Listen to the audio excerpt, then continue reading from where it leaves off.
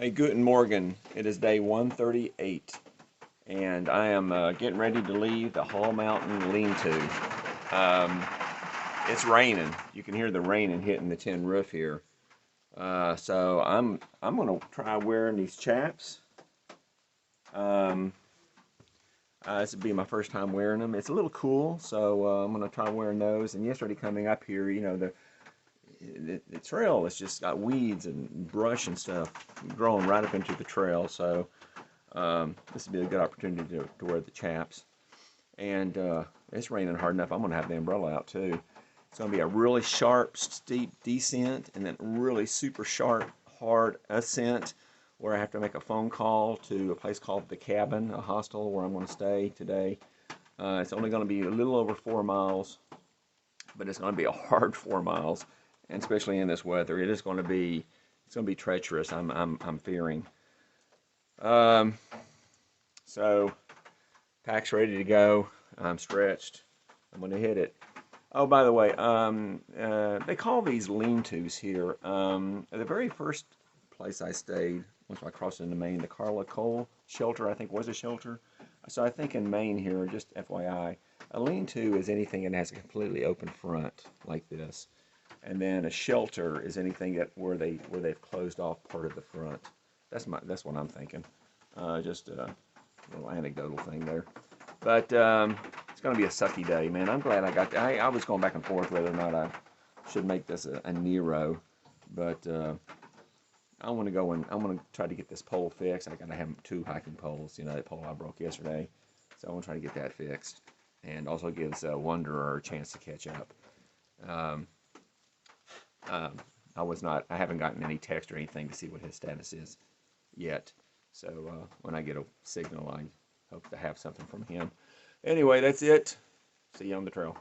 Oh man, this rain, it's not going to let up. And it's warm too. So the shirt came off and I had to take the chaps off too. Even just going down. I just finished going down the first, Hall Mountain.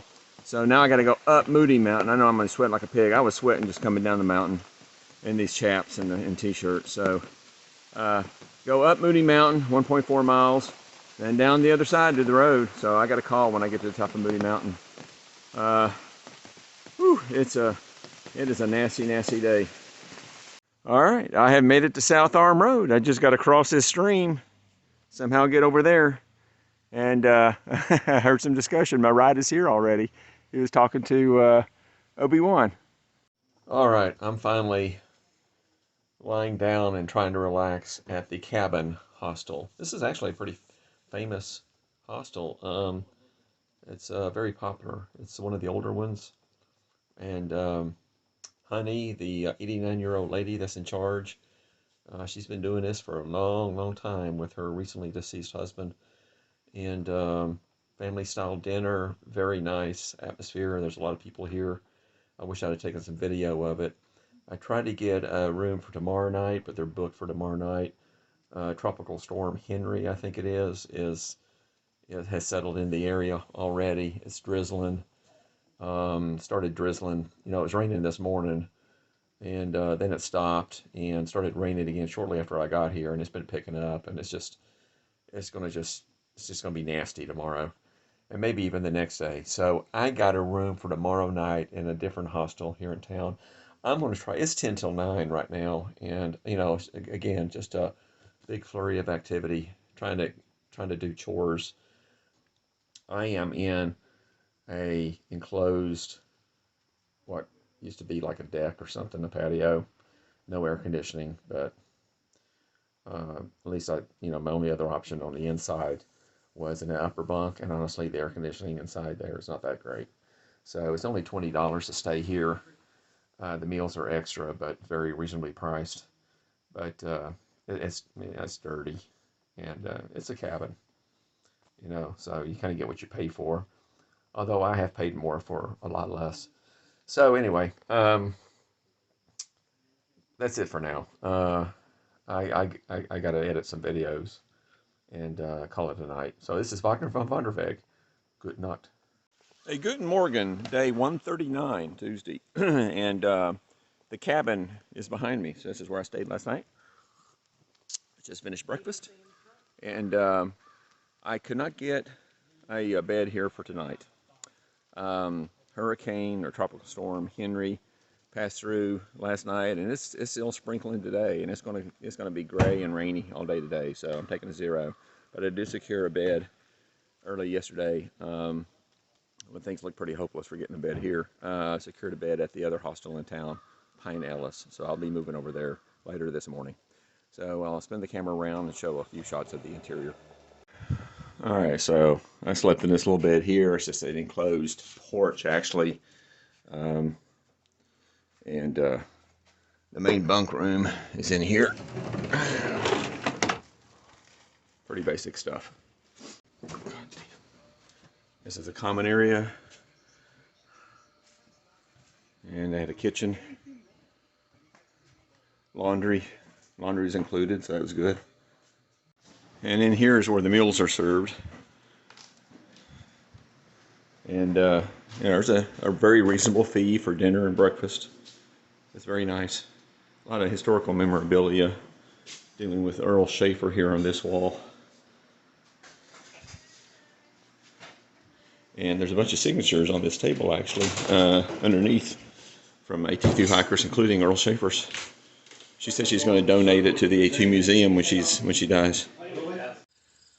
All right, I am now at Pine Ellis Hostel for my second night here in the little small town of Andover. And it's just this old house, and they have a bunkhouse, I think, in the back, but I scored a bed in the room, which I think is the better option. This place has pretty mixed reviews, but for the most part, it's negative. And I can kind of see why. I mean, it's $10 more, or $30 a night over the cabin, but it's no air conditioning even in the house upstairs. You see that fan in the top level. That's where my bed is. But the bed is comfortable, and it is a bed. It's not a bunk. So that's good.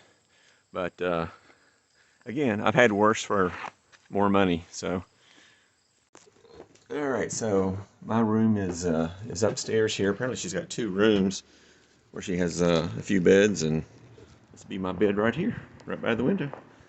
Cool. So I want to show quickly what I did with my shoes. Based on the YouTube video that I saw last time I was at a hostel, I had a lot of abrasion here in this area, just like I did with my previous pair of Lone Peak 5.0s. And and a hole quickly developed after that, and the next day the side just totally blew out. So this was my warranty replacement pair. And in this video I saw on YouTube, the guy recommended coating it with a veneer of a glue, actually, Eileen's Fabric Repair something. I have E6000 on me, so several days ago I had put a thin veneer on this area. And with all the rock scramble and stuff, going through Mahoosic Notch and other difficult climbs, a lot of rocks abrading up against it, I was very pleasantly surprised with how that held up. So what I did last night is I washed my shoes again, scrubbed them good with soap, and I put more glue on that area, another thin veneer. Don't want to make it too thick, you lose the flexibility. And then this shoe, this side here also. But then I noticed it started to abrade on the other side, so I did the same thing to this other side. So basically the outside surfaces. And I'm hoping that's going to make these shoes last to Katahdin. Because I've been pretty happy with how that's worked so far.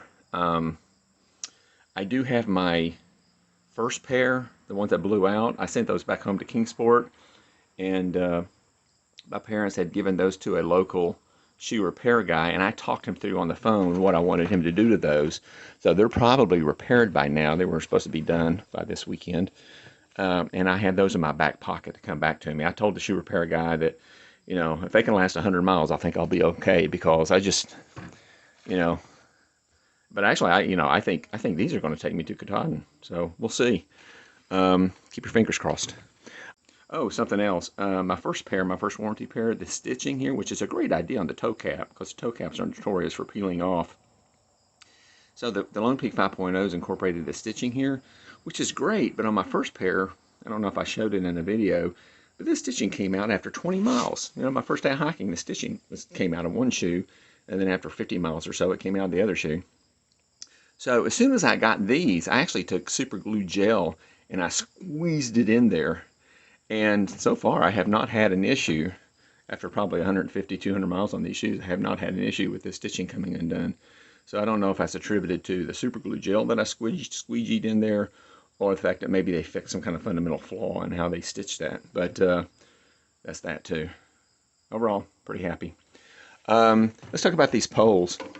So remember, I broke a pole. I went to pay the $20 for the shuttle to go into Bethel to the outfitter to do a warranty repair, and ended up getting a new lower, but it is not the shock absorber one. So now this one here has the shock absorber as it should. This one does not, which really ticks me off. So now I need to call Lecky and try to get a new proper lower sent to me somewhere, probably Stratton, Maine. That really ticks me off because I paid $20 for the shuttle, and I admonished the guy. I said, I want to make sure you got the right part, and he was just kind of blew me off. He said, oh, yeah. Well, you know, I think we can probably make it work. And then I get there, and he doesn't have what I need. So, and then he offers to sell me a new set of poles at a discount. Yeah, right. By the way, I'm going to Mills Market for lunch and maybe get something for dinner to take back to the hostel. Hostel's only 2 blocks away from this place, but this is the only store/deli food opportunity in this one horse town. So it is tiny town. I thought this is kind of neat. Okay, I'm just getting ready for bed here, and just a quick update. Got news from Wanderer that his colon blockage has cleared up, so they do not have to operate, which is great news. He's on a liquid diet, and as soon as he tolerates that, he'll move to solid food, and he'll be back on the trail. So with it looking like I'm going to summit on or around the 16th, I'm looking at September 16th with Keegan's schedule. That firmed up too in the last couple days. There's a chance that he can catch up to me and we can be at Katahdin about the same time. So that's good news. So I just want to throw that in here at the end of this day. And this is Wagner von Vonderweg. Good night.